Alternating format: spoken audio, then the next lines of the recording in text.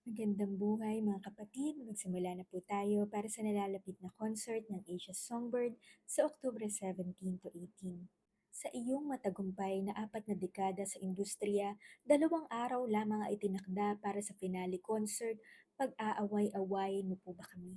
Sabay-sabay po tayo sa tugon, paka-extend ng 4 na buwan, ate.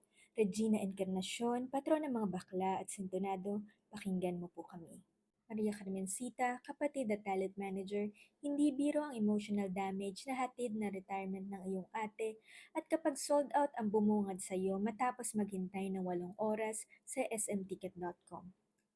Sabay-sabay po tayo, Maria Carmencita, tulungan mo po kami.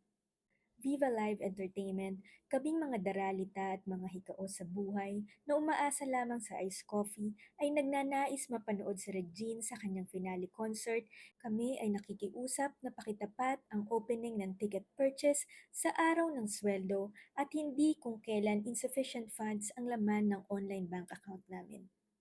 Sabay-sabay po tayo mga kapatid, Viva Live Entertainment, maawa po kayo sa amin, wag sa araw ng Pecha de Peligro.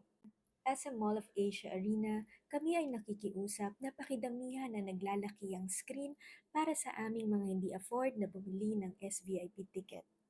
Regina Encarnacion, ang iyong milyong-milyong fans mula sa iba't ibang henerasyon ay hindi magkakasya sa 15,000 seating capacity ng MOA Arena sa loob ng 2 araw.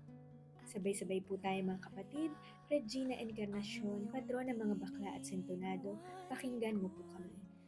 At ngayon, bilang sa pagtatapos ng aming emosyonal na panawagan para sa aming mga hindi pa handa sa nalalapit na retirement ng Asia Songbird, kami ay taimtim na nakikiusap, Ate Chona, naway mag-retire ka sa edad na 60 at hindi sa edad na 56. At sa ating mga kapatid na sumama sa ating panawagan, maraming maraming pong salamat, brothers and sisters at mga kapwa Reginian.